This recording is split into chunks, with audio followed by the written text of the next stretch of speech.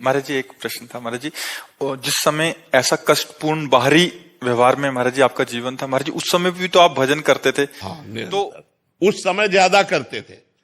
उस समय ज्यादा इसलिए करते थे, अब जैसे सुबह से हम लगे तुम्हें समझाने में, उस समय समझाने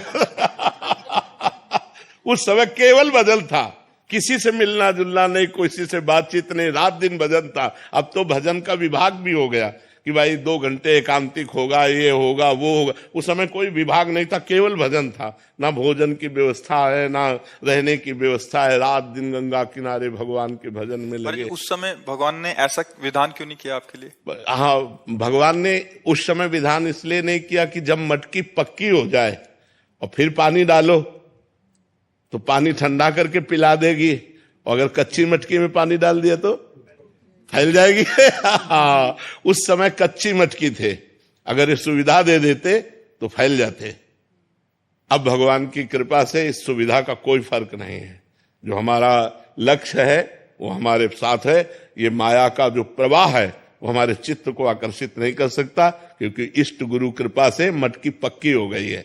तो भगवान ने ऐसी कृपा की कि बिल्कुल संभाल करके ऐसे लाए, और जब ये दिया तब भोगने लायक नहीं रखा। देखो कितने चतुर खिलाड़ी हैं। जब हम खाने लायक थे, जब हम भोगने लायक थे, तब भोग नहीं दिया, और जब भोग दिया तो भोगने लायक नहीं रखा।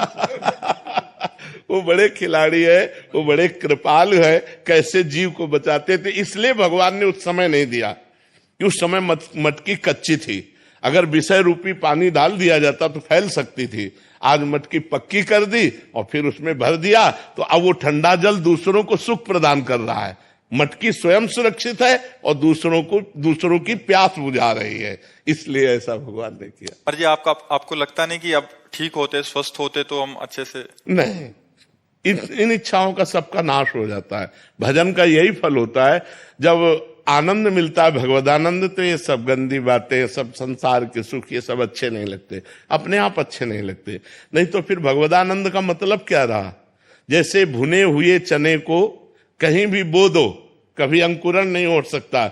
ऐसे ऊसर बरसई तृण नहीं जामा, संत हृदय जिम उपज न कामा। वही संत है जिसके हृदय में कोई कामना न उपजे कि आज हम ये खाएं, आज ये देखें, आज ये भोगने, ये सब इच्छा नहीं रह गई। बस निरंतर भगवान जैसे चला रहे हैं, सत्कर्म होता रहे, कोई गलती ना हमसे होने पावे, भगवान का विस्मरण ना हो। बस यही एक कामना है कि कभी भगवान को भूलूं नहीं। बिसरी हो ना बिसारी हो, यही दान मोहि देव, श्री हरिवंश के लाडिले मोहि अपनी कर लियो। मैं आपको न भूलूं और प्रभु आप मुझे न भूले, मैं आपका दास हूं। इतनी बात है, और कोई इच्छा नहीं रह गई। महाराज जी जैसे आपने बोला कि कोई गलती ना हो, तो अभी भी थोड़ा भय रहता है? हाँ, भय रहता है, अब भी भय रहता है। ये तो मरने तक रहेगा। एक वैश्या थी, तो एक संत भिक्षा मांग के निकलते थे, तो उसने मनोरंजन में कहा कि बाबा तुम्हारी दाढ़ी पवित्र कि मेरे बकरे की दाढ़ी पवित्र? वो कुछ नहीं बोले। 2 साल बाद जब उस मरण सैया पर लेटे हुए थे, बोले उस वैश्या को बुलाओ। बुलाया, कहा बेटा मेरी दाढ़ी अच्छी। तो बोले बाबा ये बात उस समय क्यों नहीं कही? बोले इसलिए नहीं कही कि कभी कुछ हो सकता है, आज मैं मरने जा रहा हूं, अब कुछ नहीं हो सकता, इसलिए दाढ़ी मेरी पवित्र है। तो देखो माया बड़ी बलवान है, बड़े बड़े ब्रह्म ऋषियों को भी आकर्षित कर लेती है। हम तो बहुत छोटे जीव हैं, इसलिए हम भगवान के सहारे हैं। भय यही रहता है कि भगवान को भूल ना जाऊं, कहीं कोई गलती ना हो जाए। ऐसा मेरे जीवन भर भय बना रहेगा। जब तक शरीर रहेगा तब तक ये भय बना रहेगा कि मेरे से कोई गलती ना हो जाए, और भगवान निरंतर भजन चलता रहे, कहीं भगवान को भूल कर माया में न फंस जाऊं। ये डर बना रहता है, ये डर है कि कहीं भगवान को भूल न जाऊं, कहीं माया में ऐसा कोई आकर्षण ना हो जाए जो भगवान का चिंतन छोड़कर माया का चिंतन होने लगे। क्योंकि शिव विरंचिका मोहई, माया कैसी है?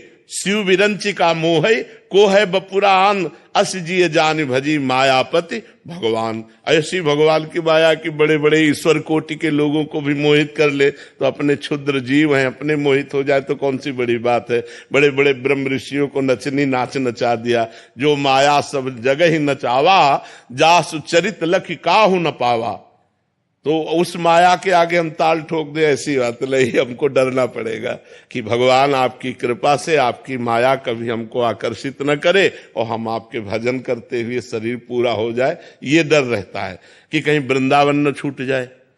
अब कहते वृंदावन कैसे छूट जाए? मान लो ऐसी कोई भयंकर पीड़ा हुई, बोले चलो बंबई ले चलो, यहां तो अस्पताल है नहीं। हे भगवान, कभी हमको धाम न छूटे, नाम न छूटे, कहीं कोई ऐसी परिस्थिति ना, मान लो शरीर में इतना दर्द शुरू हो जाए कि नाम ही छूट जाए, तो नाम न छूटे, धाम न छूटे, कोई गलती न हो, ये बातें बनी रहती मन में।